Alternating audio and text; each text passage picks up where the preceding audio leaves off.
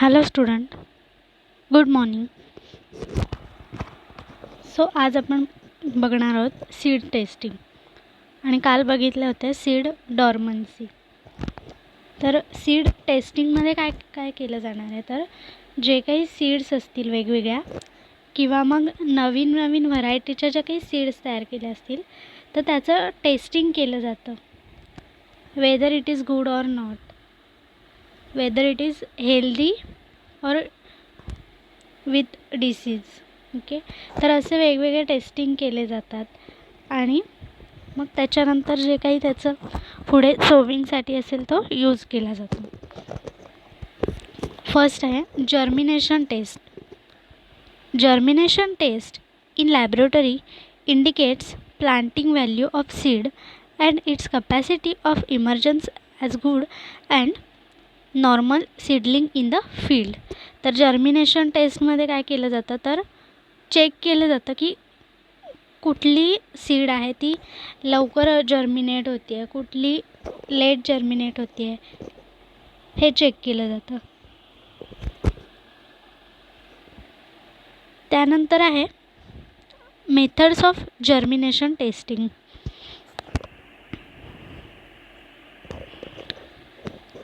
At least 400 seeds should be tested for germination.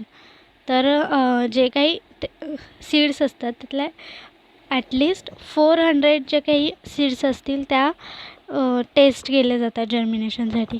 तर वेगवेगळ्या techniques आहेत त्याच्यासाठी, मेथड्स आहेत. फर्स्ट आहे टॉप पेपर, TP मेथड.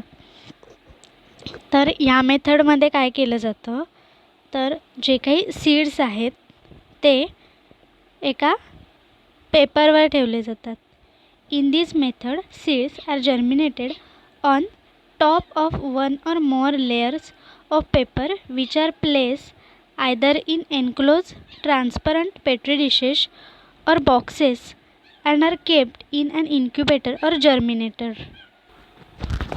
तर काय केलं जातं ह्याच्यामध्ये, तर पेपर घेतले जातात, म्हणजे एक पेपर त्याच्यावर पेपर त्याच्यावर पेपर असे पेपर ठेवून त्याचा लेयर बनवून त्याच्यावरती सीड ठेवल्या जातात आणि ते जे पेपर्स असतात ते पेट्री डिश म्हणजे एक प्लेट असते ती आणि त्याच्यावरती किंवा बॉक्समध्ये ठेवून ते इन्क्युबेटर किंवा जर्मिनेटर म्हणजे एक फ्रीज लाईक छोटासा बॉक्स असतो आणि त्याच्यामध्ये आपल्याला जेवढं टेम्परेचर पाहिजे तेवढं ठेवता येतं, तर त्याला इन्क्युबेटर म्हणतात.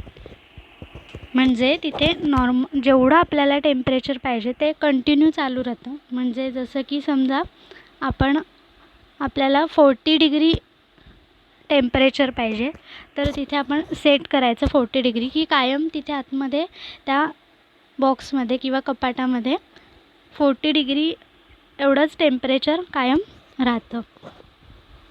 तर ही झाली टॉप पेपर मेथड. सेकंड आहे बिटवीन पेपर मेथड, BP.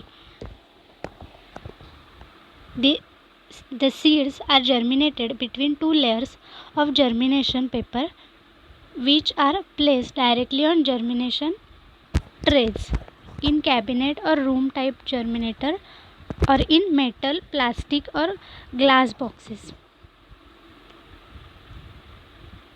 तर ह्याच्यामध्ये काय केलं जातं, तर जे पेपरचे लेयर्स असतात तर त्यांच्यामध्ये ठेवलं जातं. म्हणजे खाली पेपरचे लेयर, मध्ये सीड, त्याच्यावरती परत पेपरचे लेयर, अशा पद्धतीची टेक्निक असते. आणि याला जे जर्मिनेटर किंवा जर्मिनेशन केलं जातं तर ते नॉर्मल रूम टेम्परेचरला असतं तशा पद्धतीनेच केलं जातं.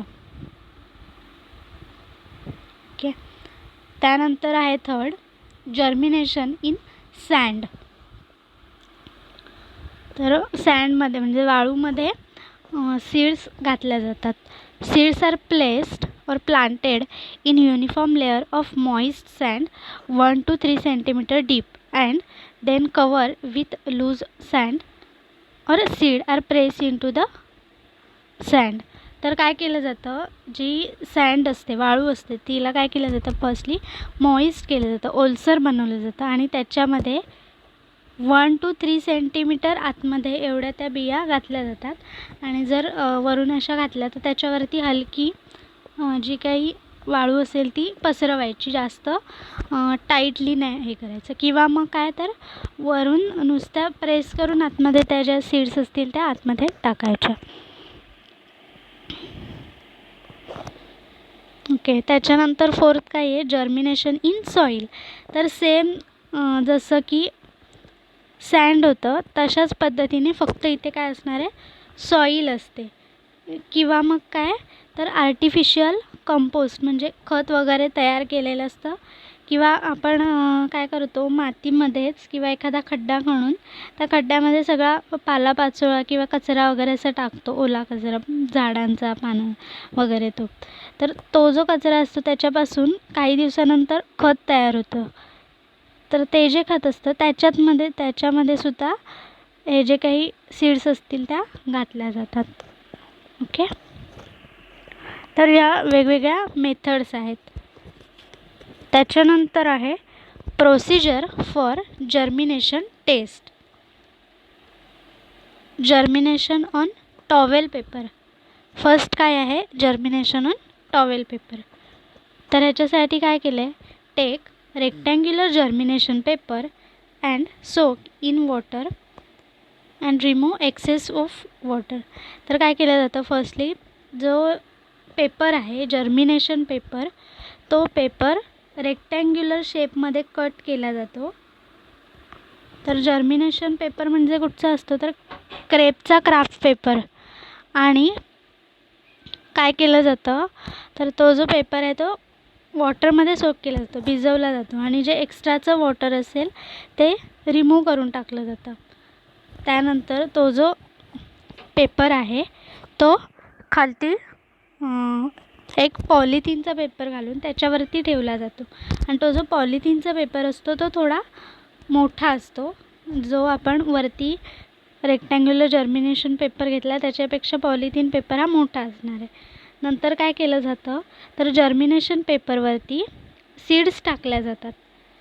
आणि त्या सीड टाकून झाल्या की त्याच्यानंतर वरती परत एक पेपर टाकला जातो, जर्मिनेशन पेपर. आणि तो पण सेम तसंच मॉइस्ट असणार आहे, ओला असणार आहे. आणि नंतर काय केलं जातं, तर रोल केला जातो त्याचा. आणि त्याचे जे 2 टोकं आहेत ते रबर बँडने पॅक केले जातात, म्हणजे जसं की चॉकलेट असतं त्या पद्धतीने. आणि नंतर ते जे काही सीड्स आहेत ते ठेवून दिले जातात. आणि नंतर मग चेक केलं जातं की किती सीड्सना किंवा किती सीड्सचं जर्मिनेशन झालं आहे, किती नॉर्मली जर्मिनेट झाल्यात, किती ॲबनॉर्मल आहेत. म्हणजे काय तर काहींमध्ये सगळ्यांमध्ये कसं असेल, लिमिटेड असतील त्यांच्यामध्ये की चांगली वाढ झालेली असेल. आणि काही सीड्समध्ये एकदम जरा मग ते कसे असणार आहेत, ॲबनॉर्मल. काही डेड झालेले असणार आहेत, म्हणजे त्यांच्यातनं वाढ येऊन ते सुकून मरून गेलेले असेल. काही कसे असणार आहेत, हार्ड, म्हणजे जसेच्या तसे, त्यांना काही मोड वगैरे आलेला नाही किंवा त्याच्यातनं कोंब फुटलेला नसणार आहे असे. ओके. त्यानंतर सेकंड आहे जर्मिनेशन इन पेट्री डिश. तर सेम इथे वरती आपण काय केलं होतं, तर रेक्टँग्युलर पेपर घेतला होता. आता इथे पेट्री डिशमध्ये काय केलं गेलं आहे, तर जी पेट्री डिश असते गोल, जसं आपली नॉर्मल डिश असते तशा पद्धतीची एक जरा वेगळ्या शेपमध्ये ट्रान्सपरंट ग्लासची असते किंवा प्लास्टिकची ती पेट्री प्लेट असते. आणि त्यालाच वरती लीड पण असतं, झाकण पण असतं. तर त्या पेट्री प्लेटच्या साईजमध्ये पेपर कट करून त्याच्या आत ठेवला जातो. तर तो जो पेपर ठेवण्याच्या आधी त्या पेट्री प्लेटमध्ये कापूस टाकला जातो आणि त्या कापसावरती तो पेपर ठेवला जातो. आणि नंतर त्याच्यात वॉटर टाकलं जातं. मग काय होणार आहे, तो कापूस पण ओला होईल आणि पेपर पण ओला होईल. आणि त्याच्यानंतर जे काही सीड्स असतील त्याच्यामध्ये ठेवल्या जातात. तर एका पेट्री प्लेटमध्ये किती सीड्स टाकले जातात, अराऊंड 50 to 25 सीड्स एका पेपरवरती ठेवल्या जातात त्या पेट्री प्लेटमध्ये.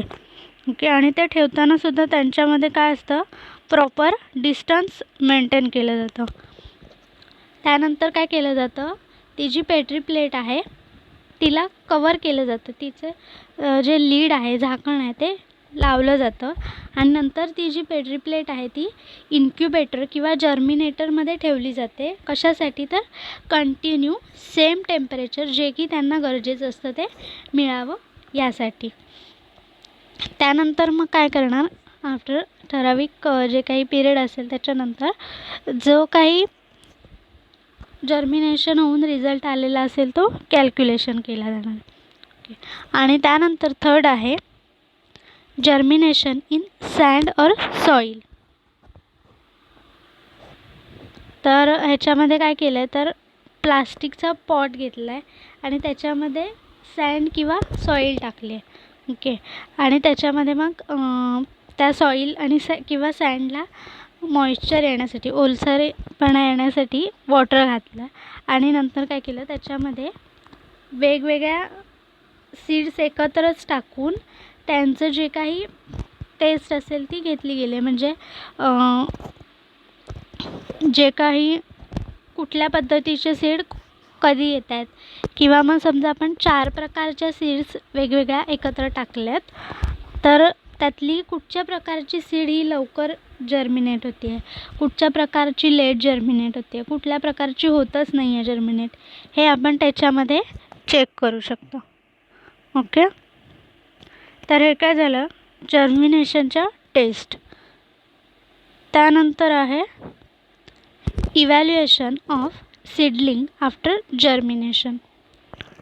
तर जर्मिनेशन झाल्यानंतर सीडलिंग्ज असतात, ते जे कोंब आलेले असतात त्याचं इव्हॅल्युएशन केलं जातं, म्हणजे ऑब्झर्वेशन केलं जातं. तर फर्स्ट आहे normal seedling which show the capacity for continue development into normal parts Wien grown in good quality soil. तर नॉर्मल सीडलिंग कसे असणार आहेत, तर सीडपासून जे तयार झालेलं प्लांट आहे, ते जे नवीन कोंब आलेलं आहे, त्याला फुटवा फुटलेला आहे, त्याच्यापासून चांगल्या प्रकारे जर झाड तयार होत असेल तर ते नॉर्मल सीडलिंग असणार आहे. म्हणजे जसं की त्याचे रूट पण नीट वाढत आहेत, वरती जो पानं जी आली आहेत ती पण नीट वाढत आहेत, तर मग ते काय झालं, नॉर्मल सीडलिंग झालं. त्यानंतर ॲबनॉर्मल सीडलिंग. आता इथे आपल्याला दाखवलं आहे सीड जर्मिनेटर. म्हणजे असं एक फ्रीज लाईक छोटं कपाट असतं आणि त्याच्यामध्ये ट्रे असतात आणि त्या ट्रेमध्ये आपण जे काही सीडलिंग्ज असतील ते ठेवायचे आणि टेम्परेचर सेट करून ठेवायचं. मग ते कायम तिथेच राहून त्यांची चांगली वाढ होते. ओके. सेकंड काय आहे, abnormal seedling which do not show the capacity for continued development into normal plant when grown in good quality soil. तर जसं की आपण नॉर्मल सीडलिंग जे बघितले ते चांगल्या क्वालिटीच्या सॉईलमध्ये त्यांची चांगली वाढ होत होती. पण जे ॲबनॉर्मल सीडलिंग्ज आहेत ते कसे आहेत, तर त्यांची खूप स्लो आणि नीट वाढ होत नाही आहे. म्हणजे त्यांचे जर लीव्स असतील तर लीव्ससुद्धा ते पूर्ण वेल डेव्हलप लीफ नसतात. रूट्स असतील तर रूटसुद्धा चांगले वाढत नाहीत, त्यांना नीट त्यांची वाढ होत नाही. तर असे जे प्लांट्स असतात तर त्यांना ॲबनॉर्मल सीडलिंग्ज म्हटलं जातं. त्यानंतर काय आहे, ungerminated seeds. It consist of following seeds. तर त्यात फर्स्ट काय आहे अनजर्मिनेटेडमध्ये, hard seed. The seeds belonging to leguminous or Malvaceae family which remain hard at the end of prescribed period of test because they have not absorbed water due to impermeable seed coat and are called hard seed. तर असे जे seeds असतात जे की काय होतं आहे, तर त्यांची जी सीड कोट असते ती हार्ड असते. म्हणजे त्यांच्या सीडवरचं जे कवरिंग आहे ते हार्ड असतं, त्याच्यातनं वॉटर आतमध्ये जात नाही. जसं की मी काल म्हटलं होतं की काय त्याच्या आतमध्ये वॉटर जातं आणि नंतर ते स्वेल होतात, फुगतात आणि फुगल्यावरती काय होतं, तर आतल्या ज्या टिश्यू आहेत त्या सॉफ्ट होतात आणि मग जर्मिनेशन स्टार्ट होतं. मग हार्ड सीडमध्ये काय होतं, वरचं कवरिंग जे आहे ते खूप हार्ड असतं, त्याच्यामुळे आतमध्ये पाणी जात नाही आणि त्याच्यामुळे काय होतं, टिश्यू सॉफ्टनिंग होत नाही आणि जर्मिनेशन होत नाही मग. ओके, तर अशा सीडनं हार्ड सीड म्हटलं जातं. त्यानंतर आहे fresh ungerminated seed. Seed other than hard seed which do not germinate even after appropriate treatment for breaking dormancy are classified as fresh ungerminated seed. तर अशा सीड्स ज्या की हार्ड सीड नाही आहेत आणि त्यांची डॉर्मन्सी ब्रेक केली, म्हणजे त्या ज्या सीड्स आहेत त्यांना एक रफ एरियामध्ये किंवा रफ काहीतरी असेल त्याच्यावरती जोरजोरात घासून त्यांना ब्रेक केलं आहे, तरी पण ते जर्मिनेट होत नाही, तर त्यांना काय म्हटलं जातं? Fresh ungerminated seeds. आणि लास्ट काय तर dead seeds. Seeds at the end of test period are neither hard or nor fresh and have not produce seedlings classified as dead seed. तर अशा सीड्स ज्या की फ्रेश पण नाही आहेत आणि काय तर हार्ड पण नाही आहेत, मग अशा सीड्स ज्या असतात त्या काय आहेत? डेड सीड्स असतात. त्याच्यापासून कुठल्याही प्रकारचं प्लांट तयार होत नाही. ओके, त्यानंतरचा पॉईंट आहे फिजिकल प्युरिटी टेस्ट. तर फिजिकली प्युरिटी टेस्ट केली जाते, म्हणजे चेक केलं जातं की किती प्युअर सीड्स आहेत आणि त्याच्यामध्ये वेगवेगळ्या सीड्स किती आहेत. तर त्याच्यामध्ये जे काही प्रोसिजर आहे सीड टेस्टसाठी, फिजिकल सीड टेस्टसाठी, तर असं जे मशीन असतं किंवा हा बोर्ड आहे साधा आणि त्यालाही ट्रान्सपरंट ग्लास किंवा व्हाईट पेपरवरती ग्लास आहे आणि वरून हे आहे पिंग आपण जे म्हणतो ते आहे, जेणेकरून आपल्याला क्लिअरली नीट दिसलं पाहिजे म्हणून. तर प्रोसिजर काय आहे? The working sample of desire weight is prepare. तर समजा आपल्याकडे खूप सारे सीड्स आहेत, तर एक त्यातलं ठराविक म्हणजे समजा 1 किलो आपण त्यातले सीड्स घेतले बाजूला काढून, तर ते आपलं झालं वर्किंग सॅम्पल. आपण त्याच्यावरती आता स्टडी करणार आहोत. मग काय केलं जातं? Use seed blower if seed sample is chaffy or grass species after adjusting air flow. तर काय केलं जातं? सीड ब्लोअर घेतला जातो, म्हणजे त्याच्यातनं ज्या सीड्स असतील त्या इझिली दिसतात, अशा पद्धतीचा सीड ब्लोअर असतो. आणि नंतर पुढे काय केलं जातं? तर जे वर्किंग सॅम्पल आहे ते बोर्डवरती ठेवलं जातं. तर इथे जो बोर्ड आहे त्यातला जो ट्रान्सपरंट व्हाईट कलरचा पार्ट आहे त्याच्यावरती त्या सीड्स ठेवल्या जातात आणि नंतर फोर्सेप आणि नीडल, तर जो चिमटा असतो छोटा डिसेक्शन बॉक्समध्ये तो, किंवा नीडल असतात, त्या नीडलने काय केलं जातं? तर पूर्ण सीड्स आहेत त्या सगळ्या सेपरेट केल्या जातात आणि सेपरेट झाल्यानंतर 4 टाईपचे कंपोनंट्समध्ये वेगवेगळ्या काढले जातात. तर फर्स्ट असतात प्युअर सीड. प्युअर सीड म्हणजे ज्या पर्टिक्युलर प्लांटसाठीच्या सीड्स असणार आहेत त्या प्युअर सीड्स असणार आहेत. म्हणजे समजा आपण भात शेतीसाठी घेतलेल्या सीड आहेत, मग ज्या पर्टिक्युलर भाताच्या आहेत, पर्टिक्युलर ज्या राईसच्या सीड्स आहेत त्या प्युअर सीड झाल्या. त्याच्यानंतर अदर क्रॉप सीड, मग त्याच्यात चुकून नाचणीचे सीड्स आले तर ते काय झाले? अदर क्रॉप सीड झाले. त्यानंतर इनर्ट मॅटर म्हणजे जसं की नुसतं साली वगैरे असतील किंवा जरा काय कचरा वगैरे असेल तर ते काय झालं? इनर्ट मॅटर झालं.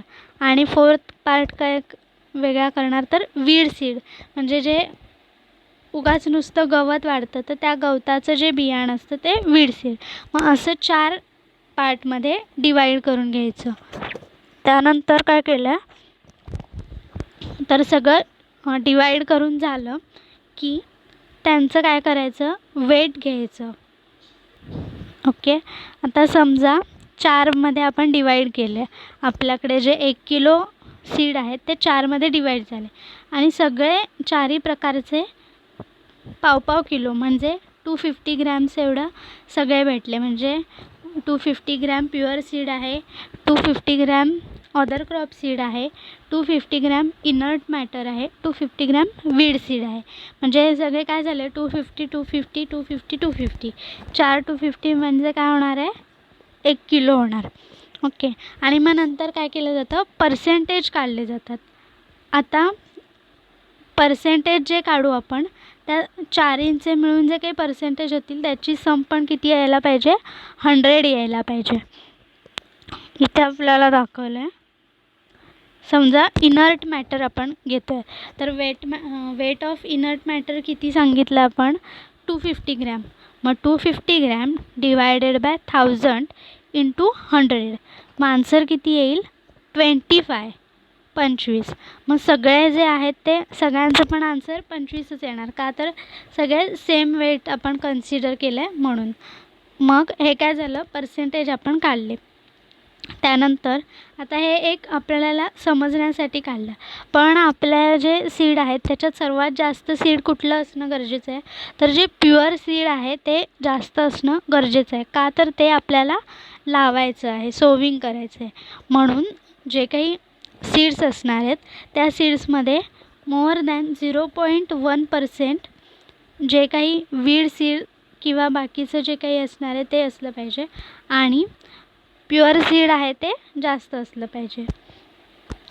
ओके. जर 0.1% ह्याच्यापेक्षा जर जास्त पर्सेंटेज आले तर ते जे सीड आहेत ते फॉल्टी सीड्स असणार आहेत किंवा ते चांगल्या प्रकारचं सॅम्पल नसणार आहे. ओके. तर इथे जो आपला हा सीड टॉपिक आहे तो पूर्णपणे कंप्लीट झाला आहे. तर आज आपण काय काय बघितलं. फर्स्ट जर्मिनेशन टेस्ट सीड टेस्टिंगमध्ये जर्मिनेशन टेस्ट. नंतर मेथड्स ऑफ जर्मिनेशन टेस्टिंग. त्याच्यानंतर प्रोसिजर ऑफ जर्मिनेशन टेस्ट. नंतर इव्हॅल्युएशन ऑफ जर्मिनेशन. नंतर फिजिकल प्युरिटी टेस्ट. हे वेगवेगळे पॉईंट्स आपण बघितले आणि आपला हा जो टॉपिक आहे फोर्थ टॉपिक सीड हा इथे कंप्लीट झाला आहे. थँक्यू.